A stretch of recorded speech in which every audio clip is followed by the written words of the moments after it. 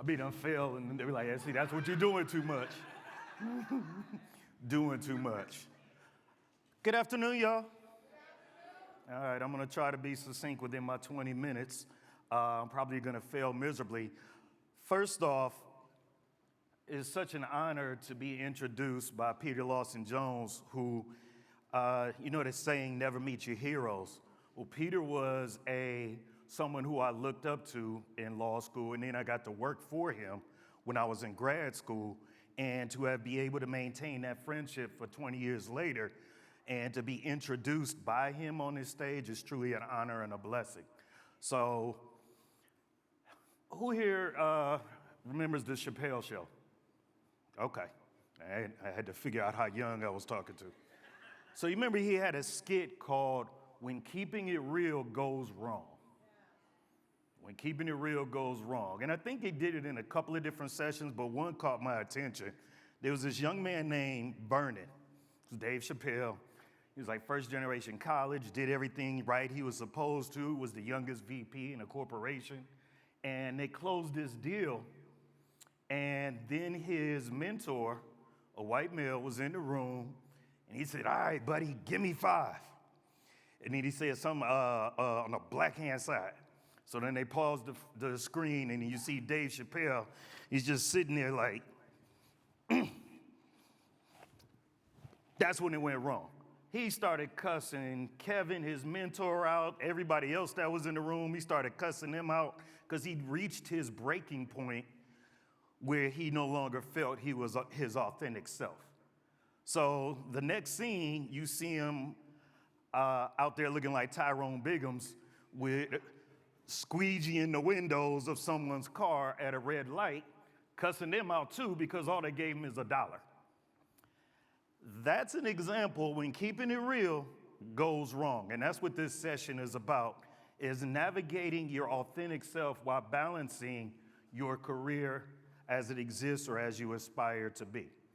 So as was stated, my name is Tony Scott. I'm a first generation college graduate who's blessed to have then moved on and obtained his master's degree and his law degree. So I'm a public speaker, an attorney, I'm an author, proud to be a member of the Divine Nine, so I'm a member of Omega Psi Phi Fraternity Incorporated. And as Peter mentioned, I was just appointed as the Director of Housing and Community Development for Cuyahoga County. So, thank you. And it's an honor to serve in that role, but I want to be very clear, I'm not here in that capacity, so if or when, most likely, I say something stupid or controversial, y'all don't pick up your phone and call Chris Romaine. He knows me, he'll know I'll say something stupid. So, anyone familiar with the term, the Willie Lynch syndrome? So for anyone who doesn't, Willie Lynch is a manifesto. It's debated whether it was an authentic person or not, moot point. What it is a manifesto on how you could break down the black family during the slave trade. And part of it was taking the man out of the household. Fast forward to where we are now in 2025, again, real or fake, we see that that's happened, right? We see that that's happened. So historically, another term. Anyone familiar with the term epigenetics? Nope, okay, not as many. Y'all knew Dave Chappelle, but y'all ain't know epigenetics, okay. Epigenetics is a theory of science that suggests we inherit trauma in our DNA. So as a black man, I'm born with the traumas that originated, well, not originated with Willie Lynch, but that were actually chronicled with Willie Lynch. So why am I telling you this? I'm telling you this because that's part of the trauma, the challenge that we bring with us. And I'm not just talking to the black men, I want to be clear, but that was the audience that I envisioned as I wrote this. But for those of you that are friends, family, mothers, lovers, husbands, wives of black men, let me give you a little game about how we process things. One of the worst things you could tell a black man is he's soft or he's weak. That triggers us. That triggers us and puts us into a place where our emotions are heightened. We lose a lot of our common sense and sound thinking in those spaces. So let's think of the term keep it real, right? Now, dog, you ain't talking to me. I'm going to keep it real. Everybody got that, every brother, no matter how soft their voice is, has the ability to generate that DMX voice. No, dog, I'm the dog. You're not talking to me. Right? That's cool in the barbershop. The block, it does not always translate into our work-life balance. But then we have that difficulty. I'm gonna do something I don't normally do. I'm pivoting to my notes because I actually completely changed my lineup today based off of what some of the conversations I was experiencing here. And maybe it won't let me do it, so then it's all right. God don't want me to read from them. We good. But you find yourself in this place where you want to keep it real. So that's authenticity. One of the things I wrote about in my book, the first one, which was Unlocking Potential Insights, Tips, and Strategies for Young Black Professionals, one of the things was authenticity. Authenticity, from my version of a definition, is aligning your movements and your values in your actions. Movement, values, action. So in that space, you need to be able to show up as your authentic self, feel validated, feel supported, feel heard, all those soft skills, right? It's not always going to happen that way. If you have not been living under a rock, you know we're in a very tense political climate. And I'm not going to go in depth in that, but just appreciate just in the last few months some of the things we've seen on social media or the news. We see the ICE raids. We see respected journalists going at each other with blatant disrespect. Anybody see the exchange between Megyn Kelly and Jamil Hill? Just disrespectful. Now, Jamil Hill clapped back. She dropped the mic. But we see Jasmine Crockett and how she is a constant target, and yet she's still standing strong. But everybody can't do that. Everybody doesn't have that wherewithal to do it. So part of what I want to talk about briefly is some of the things that we can do to balance keeping it real, but still prioritizing our growth and our success and ensuring that we are showing up as the best version of ourselves. So, emotional intelligence is one of the topics, one of the thoughts.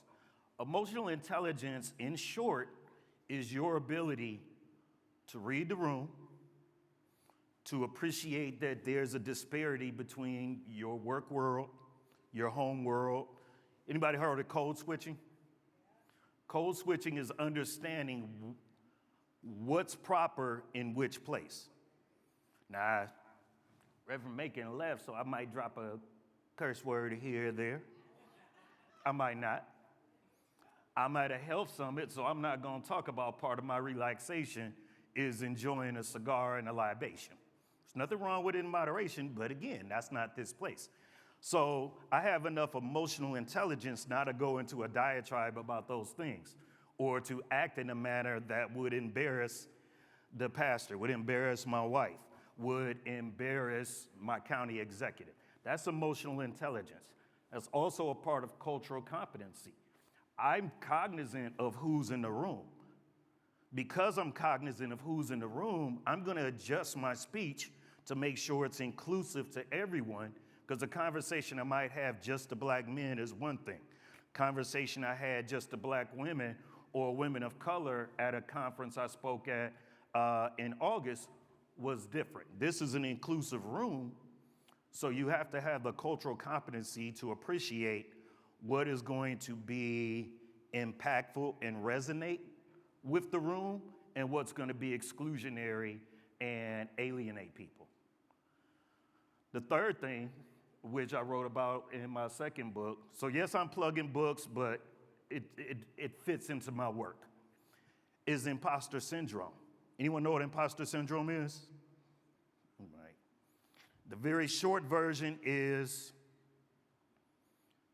despite your degrees, your accolades, your resources, your accomplishments, your tenacity that allowed you to overcome things, despite that, you allow yourself to believe you're less than. You don't belong at the table. You're not good enough. And it's whether you believe that on your own or someone else teaches you that and you internalize it, so now you stop showing up for yourself. All of those are things that can get in the way of you being your authentic self. Now, to be clear, the emotional intelligence and the cultural competency are positive things, but the absence of is what's going to put you in a place where you're not being thoughtful, you're not reading the room, you're not understanding what's not in your best judgment to do. I'm going to tell you a story. It's a true story. I think actually, see, this maybe I should have had my notes. One thing I didn't mention that's central to this story is I'm also a United States Marine Corps veteran. Yes, sir. Thank you. Thank you, Corps. From 90 to 98, or what I affectionately call Daddy's War, I was a member, so I was deployed. And part of my story, part of my imposter syndrome is navigating the mental health challenges that I inherited with an actual diagnosis or multiple diagnoses, understanding that navigation, and then going off to war and that being heightened by PTSD. So that's part of my imposter syndrome that I still navigate to this day in some regards. But I bring that up because there was a job just before I went to law school that I was working in. It was a call center. And we were all joking around, kikiing. There wasn't a lot going on. And I don't even remember what prompted it. Now, mind you, this is over 20 years ago. So violence is pervasive, especially now. 20 years ago, not so much. But I said something along the lines of, and I'm not proud of it now that I'm older and understand it, but I said something to the effect of, man, I'll just shoot you. Whew. The jokes kept going, but unbeknownst to me, I didn't realize one of my colleagues was no longer kikiing. So next day, get a phone call. That was a Wednesday. I get a phone call saying that I'm under investigation for communicating a threat. And this is after the work day was over. So the next day was Thursday. Between Wednesday and Thursday, I had to make a very calculated decision. Do I fight this? Because it felt like I was being singled out as a black male and as a veteran. But I had to make a decision about keeping it real or not. Anybody see Friday, the movie Friday? Y'all remember Craig got fired on his day off? That's me. Anybody else ever get fired on their day off? Nope. Thank you. Thank you. I had to make a calculated choice. Do I resign from this position or do I actually fight it because I felt it was bull? I knew the last thing I could get on my application was anything that suggested any kind of investigation about such a heinous accusation. So I resigned, it died right there, but to this day, it's probably 22, 23 years later, it's still a trigger point. I couldn't keep it real. I couldn't stand up and fight And this is long before cancel culture was a term, but I was about to get canceled.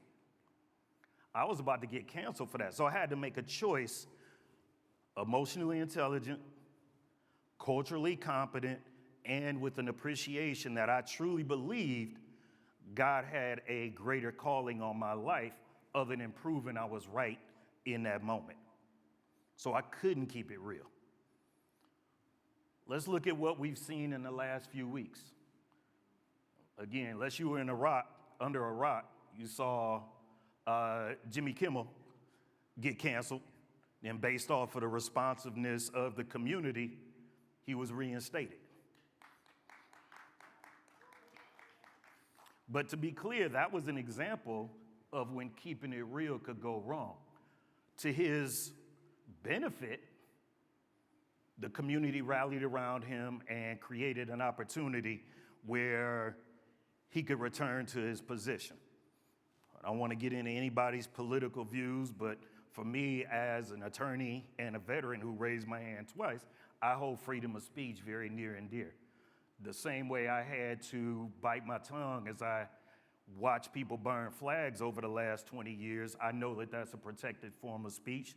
So I have a challenge with it, but I have to acknowledge it. The same way his rights to enjoy freedom of speech were maintained. But that's just, again, an example. If you're not aware, if you don't exercise emotionally intelligent and culturally competent understanding of your environment, you run the risk of impacting your career and your family livelihood. And if it's not clear to anyone where this ties into all of it, understand, any of these situations you find yourself in where you keep it real and it has consequences, or you don't keep it real and you have to bottle that in. I'm specifically talking to my men. You remember what that feels like? When you want to push back against the accusation? I'm the only one.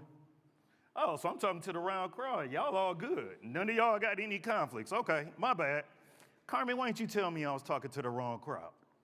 Well, for those of us who struggle with that, part of my diagnosis was anger management. You got to carry that with you. That wreaks havoc on your body. Stress, high blood pressure, anxiety, all of those things come from it. So I'm not going to just walk off the stage and leave you in a bleak mindset. Appreciate that you have control over this. Again, I've said repeatedly about emotional intelligence and cultural competency. Utilize those things when in the moment, but also make sure you take time to decompress. Decompress. Have your village that you can go talk crap with while you have a cigar, drink, play cards. Obviously, your spiritual self, whether you're an active engagement within the church or you just have that cohort of people that you delve deeper into your spirituality. Therapy. Therapy gives you tools that you may not innately possess to be able to navigate some of these workplace stressors and the challenge versus your authentic self and who you have to show up with in the best interest of your household, your livelihood. So I want to be clear. Now I'm just talking as Tony. I ain't telling you to be a punk. Let's be clear. That's not what I'm telling you. We're in a space right now, a political climate, where people speculate that we're approaching some level of a civil war based off of any number of demographics. So it's even that much more vital to make sure that you're checking in with yourself, your mental, your physical, your spiritual, and that you're balancing those things against the demands of the world, and that when you're in those spaces and you're trying to figure out, am I being real? Ask yourself that. And then you have to ask yourself even more, is this more than I can compromise within myself? Because if you're being asked to compromise too much, you probably need to be in a different room. But if you, within your exercise of intellect, reasoning, maturity, your network, your tools that allow you to decompress, realize that I can still be in this space as my authentic self, and I can leave it behind to go decompress, to go breathe, and then I can be real another day. So, thank you for your time.